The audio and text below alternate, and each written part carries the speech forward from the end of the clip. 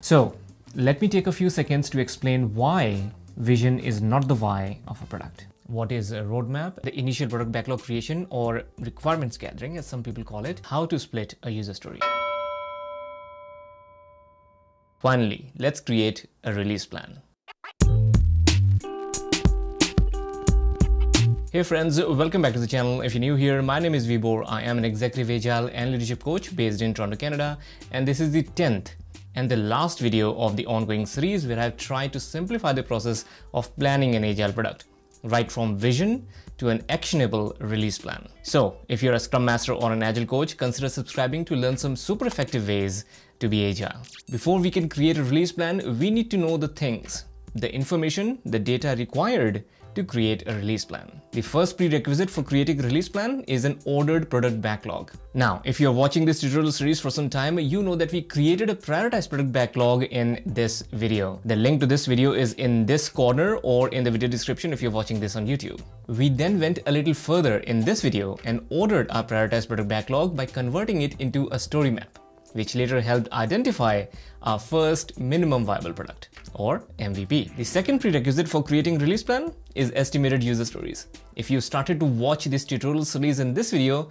then guess what? We learned how to quickly estimate the user stories in bulk with an easy to use bulk estimation technique in this video, which again you can find in this itty bitty convenient little corner. The third and the last prerequisite for creating a release plan is the team's velocity. For those who are unfamiliar with the term, a team's velocity in the most simple words is the total of all the story points the team burns in a single sprint. And of course, this sum is not always constant. It may vary every sprint. And for this reason, the actual team's velocity is the rolling average of 4 to 5 sprints in succession. Velocity, as they say, is the most common but widely misused metric in the agile space. Now, the good, the bad, and the ugly of the sprint velocity deserves a separate video on its own.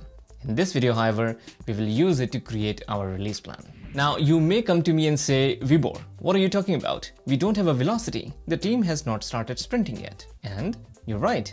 Without sprinting, you can't certainly have a team's actual velocity. But what if I tell you that you can somewhat accurately guess the team's velocity for the purpose of creating the release plan, even before the team has started the first sprint? Here are two ways that we can use to guesstimate our team's velocity in the beginning stages. First is using our team's historical data. If the majority of the team members within the team have worked together in the past on another agile project, in that case, the team will likely continue delivering future agile projects, including this one, with the same velocity. But let's not accept the theory as it is. Let's ask why.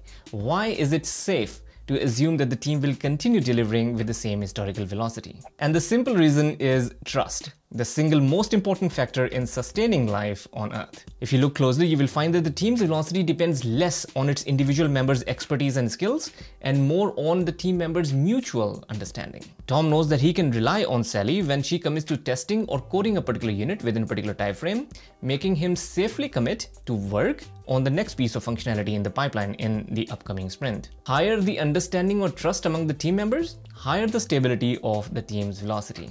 So, if the team members have worked together in the past, use the historical data to predict the initial velocity of the team. Now, if the team has not worked together in the past, the second way to predict the team's initial velocity is through the team's available capacity. Here's how we do it. Let's say in an ideal scenario, the total capacity of the team in a 2-week sprint is 250 hours. Of course, I'm assuming that we all know how to calculate a team's capacity. If not, just ping me or write in the comments and I'll be more than happy to help. Moving on, the next thing we do is look at our story map or prioritized product backlog if you don't have a story map. Although you should have one, it is highly recommended. And ask our team to select such user stories that they think they will most likely work on in a single sprint. They can also simply select the first few user stories and the first MVP on the story map. After the selection is made, the team will then break the first user story into tasks. Tasks like coding, updating, automating, testing, etc. Followed by estimating how long it will take to complete these tasks in hours. For example, for user story A, the coding task may take 20 hours, updating the database may take 8 hours, and setting up the automation may take another 11 hours. Once the team is done doing this, we add those hours and compare the total with the team's available capacity. Suppose this total is less than the team's available capacity. In that case, we continue breaking other user stories into tasks and estimating those tasks in hours until we reach our threshold, which is 250 hours. At that point, we stop. since the team clearly can't do more than its total capacity of 250 hours. Well, unless we ask them to burn the midnight oil, in which case I would suggest you just go waterfall. Now, adding the story points associated with those selected user stories will give us our team's initial velocity. But wait, we are not done yet. This is what we call our team's best case initial velocity. When creating a release plan, you don't just want to do the best case, you want to put some uncertainty around it as well, for things like vacations, sick leave, unknown blockers, etc. and do the worst case as well. The way I go about creating a worst case velocity, and it actually depends upon what your team thinks about it, is by reducing the best case velocity by 30%. So if our best case velocity is 20, then our worst case velocity will be 14. Now, I know you may have lots of questions about the right and the wrong of calculating the initial velocity like this. But again, keep in mind that this is our team's initial velocity. Don't think of it as our final rolling average velocity. Velocity as a reliable metric can only be calculated with time and experience, and the experience comes by completing the actual sprints. But since we have not started sprinting yet, to create a release plan, we need a starting point. And the initial velocity calculated like this is the closest accurate, if not the most accurate. Okay, now that we have a prioritized product backlog, an estimated story map, and a good idea about our team's best case and worst case initial velocity, we can finally create a release plan. The two most commonly used plans are fixed scope release plan and fixed date release plan. The formula we use for release planning is number of sprints equals total story points divided by initial velocity for fixed scope release planning, and total story points equals number of sprints times initial velocity for fixed date release planning. Let's first have a look at fixed scope release planning. Suppose your boss or the key stakeholders are looking for you to tell them when the team will deliver the first 2 MVPs. Looking at our story map, we can quickly calculate the total size of the 2 MVPs in story points, which for our example would be somewhere around 140 story points. This is our fixed scope.